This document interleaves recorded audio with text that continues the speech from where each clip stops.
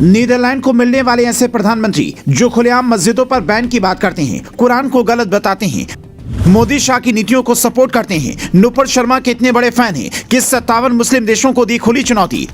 Australia और Britain के बाद अब नीदरलैंड में बुलंद हुआ सनातन का झंडा। क्या पूरी दुनिया बनने वाली है हिंदू राष्ट्र?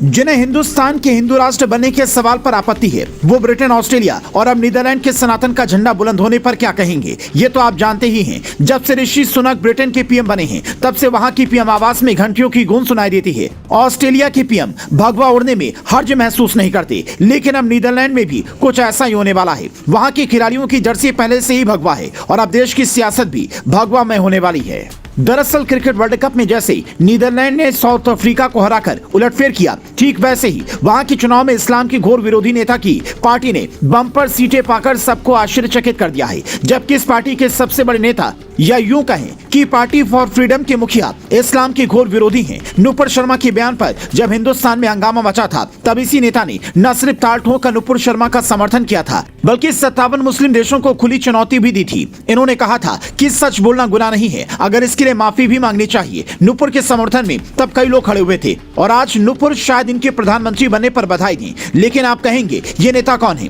जो खुलेआम ऐसी बातें करता है और पीएम की कुर्सी तक कैसे पहुंचा? तो पहले वो सुनिए, फिर बताते हैं कि इनके प्रधानमंत्री बनने से भारत को क्या फायदा मिलने वाला है।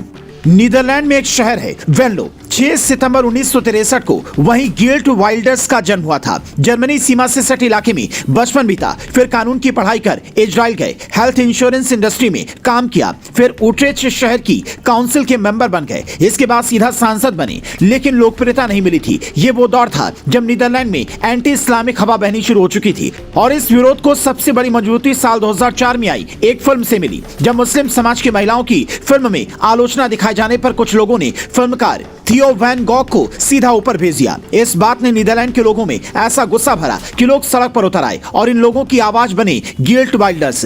पर अभी सफर की शुरुआत हुई थी, अभी बाकी काम बाकी था। कोई भी पार्टी खुलकर इस्लाम का विरोध नहीं करना चाहती थी, इसीलिए साल 2006 में गिल्ट ने अपनी पार्टी बनाई, नाम रखा party for freedom.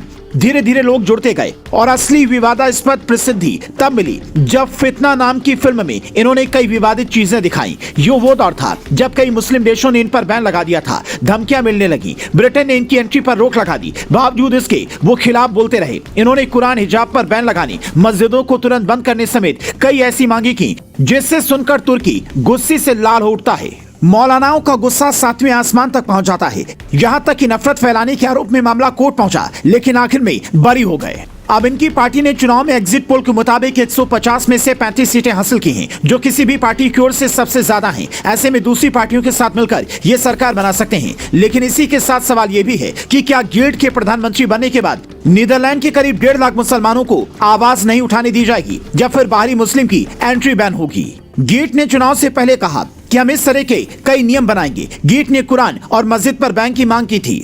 Party for freedom के घोषणा पत्र में भी ये साफ साफ लिखा था कि हम बैन लगाएंगे। तो क्या नीदरलैंड में बवाल बढ़ेगा? तो सवाल है कि क्या नीदरलैंड इस तरह का बैन लगाने वाला पहला देश बनने वाला है? दुनिया में हर किसी को अपना धर्म मानने की आजादी है, ऐसे में किसी भी देश का प्रधानमंत्री ऐसा कैसे कर सकता है? ये भी देखने वाली बात होगी, क्योंकि नीदरलैंड में गिल्ट के प्रधानमंत्री बनने के बाद कई बड़े बदलाव आने की गुंजाइश साफ साफ दिखाई देती है। हालांकि एक पद पर पहुंचने के बाद व्यक्ति की जिम्मेदारियां बदल जाती हैं, इसलिए जानकारों को उम्मीद है कि गिल्ट भी कई बड़े नेताओं की तरह सॉफ्ट रुख अपनाएंगे। हालांकि असल सवाल यही है कि क्या दुनिया सनातन विचारधारा को स्वीकार करने की ओर आगे बढ़ रही है? इस तरह की चुनावी नतीजे जो एग्जिट पोल से आए हैं, उन्हें देखने के बाद हर दिग्गज यही सवाल खुद से पूछ रहा है।